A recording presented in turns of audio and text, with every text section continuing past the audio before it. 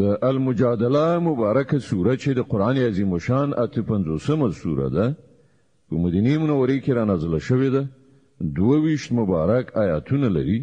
تلاوت او پښتو ترجمه یې لومړی آیات څخه اوري بسم الله الرحمن الرحیم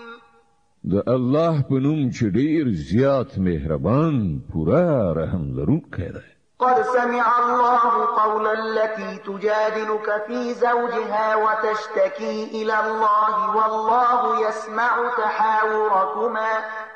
إن الله سميع بصير بشک الله د هغه خزي وینا واوریدله چې د خپل میړو په باب له تاسو سره بیا غږیږي او الله ته فریاد کوي الله ستاسو دواړو پوښتنه او جواب اوري هغه د هر څه اوریدونکی او لیدونکی دی الذين يظاهرون منكم من نسائهم ما هن أمهاتهم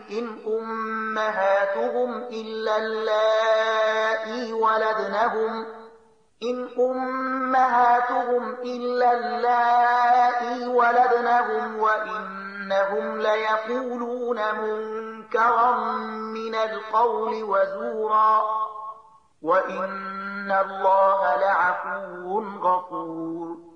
لتاسنه چې کوم کسان له خپل خزونه ظاهر کوي یعنی دوی ته مور وایي په حقیقت کې د دوی میرمنې د دوی مایندې نه دي د هغو مایندې خو همغه دي چې هغوی زیږولې دي دوی و ډیره ناوړه او دروغ خبره کوي او حقیقت دا دی چې الله ډیر عفو کوونکی او بخښونکی دی والذين يظاهرون من نسائهم ثم يعودون لما قالوا فتحرير رقبة من قبل أن يتماسا ذلكم توعظون به والله بما تعملون خبير کوم کسان چې له خپل میرمنو نه ظاهر وکړي یعنی هغوی ته د مور په نامه خطاب وکړي بیا له خپل هغه خبرې نه راوړي چې کړي و نو مخکې لدینه چې دواړه یو بل ته لاس وروړي یو غلام دی آزاد کړي په دې سره تاسو ته نصیحت کیږي او تاسو چې څه کوي الله ترنه خبر دی فمن لم يجد فصيام شهرين متتابعين من قبل أن يتماسا فمن لم يستطع فإطعام 60 مسكينا ذلك لتؤمنوا بالله ورسوله وتلك حدود الله وللكافرين عذاب أليم او څوک چې غلام نه مومي هغه د 2 میاشتې پر لپسې روزه ونیسي مخکې لدینه چې دواړه یو بل ته لاس وروړي او څوک چې په دې هم قادر نه وي هغه د 80 مسکینانو ته خواړه ورکړي دا حکم د دې لپاره درکول کیږي چې تاسو پر الله او د هغه پر پیغمبر ایمان راوړئ دا د الله ټاکلي حدود دي او د کافرانو لپاره دردناک سزا ده إن الذين يحادون الله ورسوله كبتوا كما كبت الذين من قبلهم وقد أنزلنا آيات بينات وللكافرين عذاب مهين کوم کسان چې الله او د هغه پیغمبر نه مخالفت کوي هغوی په داسې شان ذلیل او خوار کړی شي لکه چې له دوی نه مخکې خلک ذلیل او خوار کړی شوي دي موږ روښانه څرګند آیاتونه نازل کړي دي او د کافرانو لپاره د ذلت عذاب دی يوم يبعثهم الله جميعا فينبئهم بما عملوا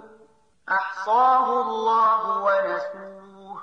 والله على كل شيء شهيد په هغه ورځ دغه د ذلت عذاب واقع کیدونکی دی چې کله الله دوی ټول بیا ژوندۍ را پاتوي او دوی ته وښیي چې دوی څه کړي دي دوی هیر کړي دي خو الله د دوی ټول کړو شمیرلي خوندي ساتلي دي او الله په هر یو شی باندې شاهد دی ألم تر أن الله يعلم ما في السماوات وما في الأرض ما يكون من نجوى 3 إلا هو رابعهم خمسة إلا هو سادسهم ولا أدنى من ذلك ولا أكثر إلا هو معهم أينما كانوا ثم ينبئهم بما عملوا يوم القيامة إن الله بكل شيء عليم. آیتن نه خبر چې الله د زمکې او اسمانونو په هر شي باندې عالم دی. هیڅ کله داسې نه کیږي چې د دریو تنو کوم پټ مجلس وي او د هغو په منځ کې څلورم الله نه وي، یا د پنځو تنو پټ مجلس وي او په هغو کې شپږم الله نه وي. د پټو خبرو کوونکي کله دینه کم وي یا زیات، هغوی چې هر چیرته وي الله ورسره دی. بیا به د قیامت په ورځ هغو ته دا وښیي چې هغوی څه کړي دي. الله په هر شي باندې عالم دی. ألم تر إلى الذين نهوا عن النجوى ثم يعودون لما نهوا عنه ويتناجون بالإثم والعدوان ومعصية الرسول وإذا جاءوك حيوك بما لم يحيك به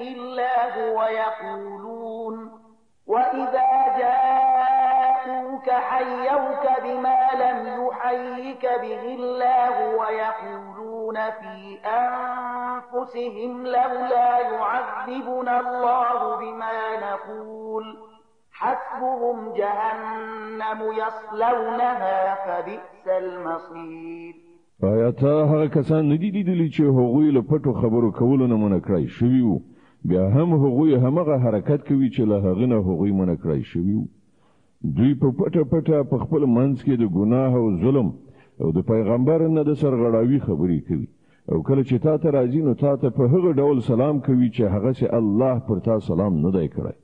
او په خپل زړونو کې وایي چې زمونږ پر دغه خبرو باندې الله مونږ ته ولې عذاب نه راکوي. د دوی لپاره دوزخ کافي دی، دوی به د همغه د سون مواد شي. ډیر ناوړه عاقبت دی د دوی. يا أيها الذين آمنوا إذا تناجيتم فلا تتناجوا بالإثم والعدوان ومعصية الرسول وتناجوا بالبر والتقوى واتقوا الله الذي إليه تحشرون. ای مؤمنانو، کله چې تاسو په خپل منځو کې پټې خبرې کوئ نو د ګناه او تیری او له پیغمبر نه د سرغړاوي خبرې نه بلکې د نیکی او تقوا خبرې وکړئ، او له هغه خدای نه ویریدونکي اوسئ چې د هغه حضور ته په حشر کې ستاسې وړاندې کېدل دي. إنما النجوى من الشيطان ليحزن الذين آمنوا وليس بضارهم شيئا إلا بإذن الله وعلى الله فليتوكل المؤمنون. په غوږ کې پسېدل خو یو شیطانی کار دی. دا کار د دې لپاره کیږي چې مؤمنان پرې وځوري، په داسې حال کې چې د خدای له اذن نه پرته هغه ته هیڅ ضرر نشي رسولای، او مؤمنان باید پر الله باندې توکل وکړي. يا أيها الذين آمنوا إذا قيل لكم تفسحوا في المجالس فافسحوا يفسح الله لكم وإذا قيل انشزوا فانشزوا يرفع الله الذين آمنوا منكم والذين أوتوا العلم درجات والله بما تعملون خبير. ای مؤمنانو، کله چې تاسو ته وویل شي چې په خپل مجلسونو کې ځای پراخ کړئ نو ځای پراخ کړئ، الله به تاسو ته پراختیا درکړي، او کله چې تاسو ته وویل شي چې پاتېږئ نو پاتېږئ. له تاسو نه چې کوم کسان ایمان لرونکي دي او کوم کسانو ته چې علم ورکړ شوی دی الله به هغو ته لوړې درجې په برخه کړي، او تاسو چې څه کوئ الله پرې خبر دی.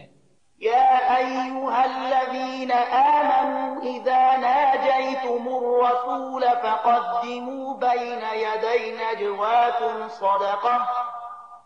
ذلك خير لكم وأطهر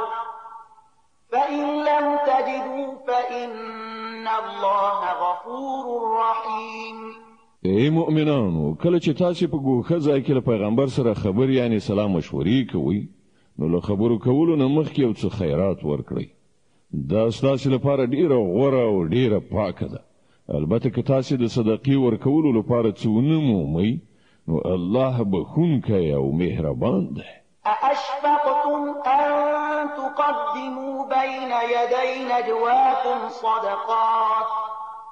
فإذ لم تفعلوا وتاب الله عليكم فأقيموا الصلاة وآتوا الزكاة وأطيعوا الله ورسوله والله خبير بما تعملون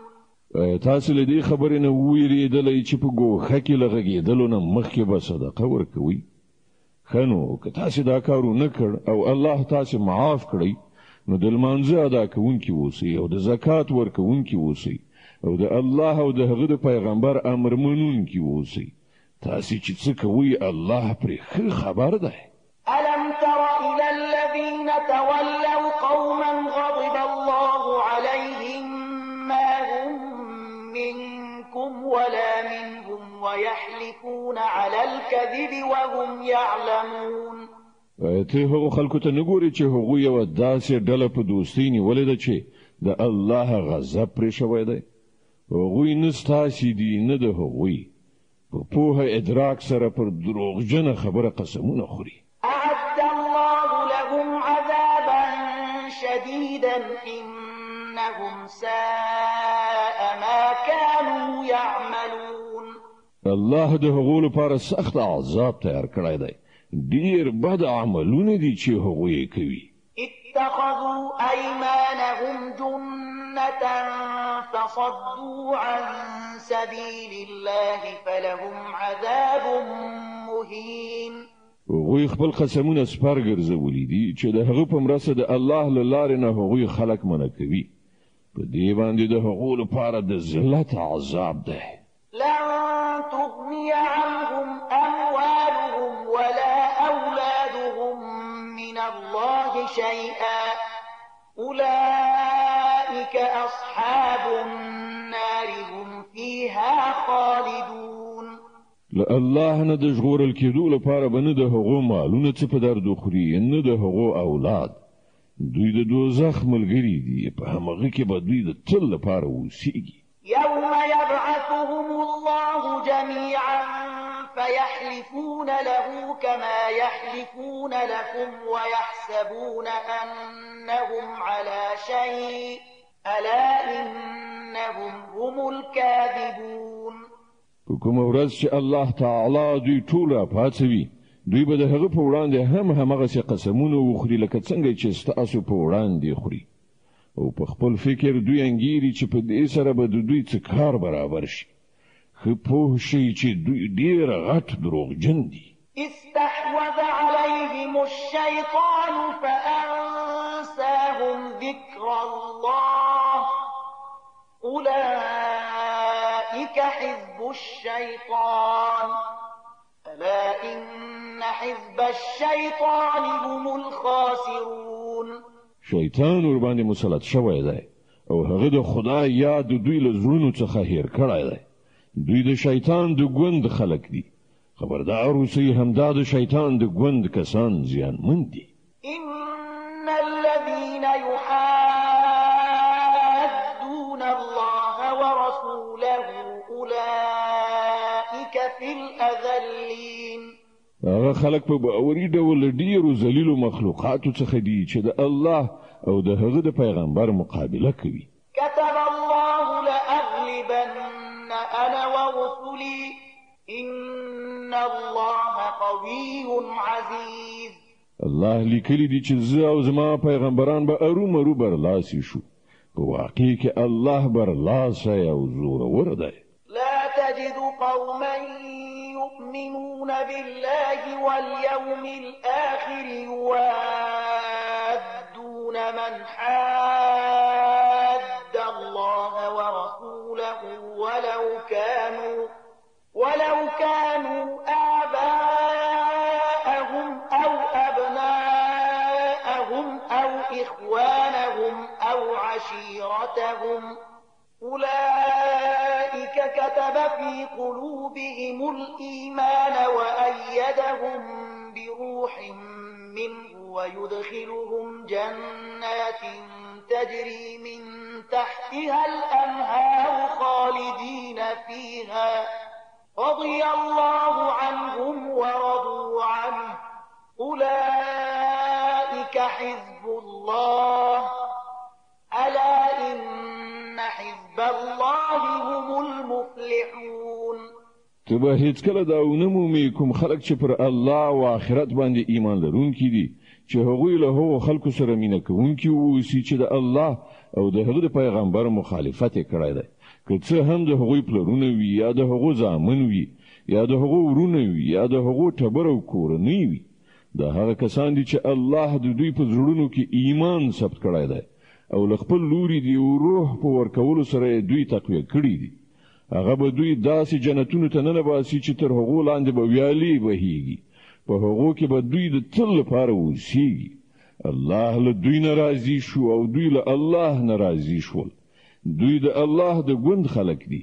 خبردار اوسئ، همدا د الله د ګوند کسان فلاح موندونکي دي.